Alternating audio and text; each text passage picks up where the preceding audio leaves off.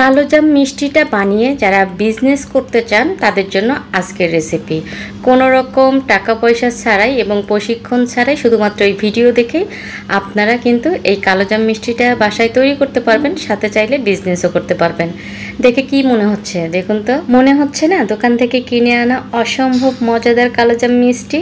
এটা বাসায় তৈরি করা আছে, এটা কিন্তু কেউ দেখে প্রথমে বুঝতেই পারবে না, তাই না? তাহলে চলুন কথা বাড়াবো না, মিষ্টি বানানোর মূল পর্বে চলে যাই। আমি এখানে প্রথমেই নিয়েছি 3 প্যাকেট গুঁড়ো দুধ। গুঁড়ো দুধটা অবশ্যই ফুল ক্রিম গুঁড়ো দুধ হতে হবে। এটা আমি নিচ্ছি একটা প্লেটের মধ্যে। 3 প্যাকেট গুঁড়ো দুধ আমি এখানে ব্যবহার করছি 10 টাকা দামের। আর গুঁড়ো দুধের অর্ধেকটা পরিমাণ নিতে হবে ময়দা। আপনারা চাইলে এগুলো মেপেও ব্যবহার করতে পারবেন। এরপরে 1 চিমটি থেকে একটু কম পরিমাণে দিয়ে দিব বেকিং সোডা। প্রথমে কিন্তু আমি বেকিং সোডা দিচ্ছি, এরপরে দিচ্ছি বেকিং পাউডার, সেটা 1 চিমটি থেকে একটু বেশি। আমি যেহেতু অল্প করে তৈরি করছি এই কারণে কিন্তু সবগুলো উপকরণই অল্প অল্প করে ব্যবহার করছি। এরপরে শুকনো উপকরণগুলো খুব সুন্দর করে মিশিয়ে নিতে হবে। আপনারা চাইলে সবগুলো উপকরণ খুব ভালো করে চেলেও নিতে পারেন, সেক্ষেত্রে রেজাল্টটা আরও ভালো আসবে।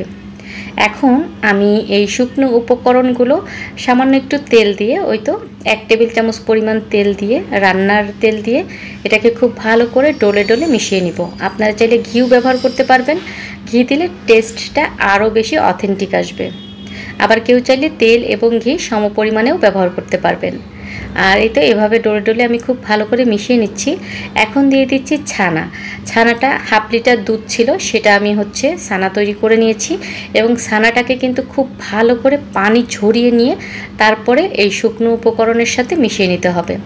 আপনারা চাইলে ছানাটাকে প্রথমে আলাদা প্লেটে মথে নিয়ে তারপরে শুকনো উপকরণগুলো মেশাতে পারবেন। তবে আমি যেহেতু বানাতে বানাতে অভিজ্ঞ হয়ে গিয়েছি, এ কারণে শুকনো উপকরণের মধ্যে ছানাগুলো দিয়ে একবারে মথে নিচ্ছি আর কি। আর যারা নতুন তৈরি করবেন তারা অবশ্যই ছানাটাকে 2 মিনিট ধরে মথে নিয়ে তারপরে ছানার মধ্যে শুকনো উপকরণ দিয়ে মথে নেবেন। আর দেখতে পাচ্ছেন অনেকটা শক্ত হয়েছে। কালোজাম মিষ্টির ডোটা কিন্তু শক্ত হলে মিষ্টিটা পারফেক্ট হবে না, এর জন্য অল্প অল্প 1 চা চামচ করে পানি দিয়ে এই ডোটাকে মথে নিতে হবে, একটু সফট ডো তৈরি করে নিতে হবে। এটা কিন্তু খুবই জরুরি। আর ছানাটা যখন আপনারা তৈরি করবেন, ছানার মধ্যে কোনো রকম যেন পানি না থাকে সেটা খেয়াল করবেন। মিষ্টির ডোটা যদি বেশি পাতলা হয়ে যায় বা বেশি নরম হয়ে যায়, সেক্ষেত্রেও মিষ্টিটা কিন্তু ভালো হবে না। দেখতে পাচ্ছিলেন যে আমার ছানা মেশানোর পরেও শুকনো উপকরণের সঙ্গে মিষ্টির ডোটা অনেক বেশি শক্ত ছিল। তার মধ্যে আমি কিন্তু 1 চা চামচ করে করে পানি মিশিয়ে তারপরে মিষ্টির ডোটাকে নরম করছি। এরকম করেই কিন্তু কালোজাম মিষ্টিটা তৈরি করতে হবে। আর এভাবে আমি 4 চা চামচ পানি দিয়ে এই ডোটাকে একদম যেরকম স্টিকি বা একটু সফট করে নিয়েছি, দেখতেই পাচ্ছেন। আর এটাকে 2 মিনিট 3 মিনিট ধরে এভাবে মথে নিলে এটা কিন্তু অনেকটা পরে শক্ত হয়ে যাবে। এখন এটাকে আমি 10 মিনিটের জন্য রেস্টে রেখে দিব। এই ফাঁকে আমি শিরা তৈরি করে নিচ্ছি। এখানে 2 কাপ চিনি দিচ্ছি, আর 2 কাপ চিনির জন্য আমি এখানে 4 কাপ পরিমাণ পানি ব্যবহার করছি।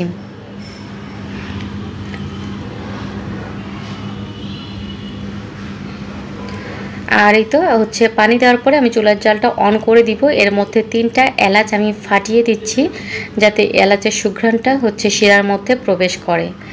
আর এটাতে বলক আসার পরে শিরাতে বলক আসার পরে জাস্ট ঘড়ি ধরে 2 মিনিট এটাকে জাল করতে হবে। এরপরে এটাকে নামিয়ে রাখতে হবে। এখন আমি ডোটা মেখে রেখেছিলাম সেই ডোটা থেকে মিষ্টি বানিয়ে নিব। আমি আজকে গোল গোল শেপের মিষ্টি তৈরি করছি, আপনারা চাইলে লম্বা শেপেরও তৈরি করে নিতে পারেন।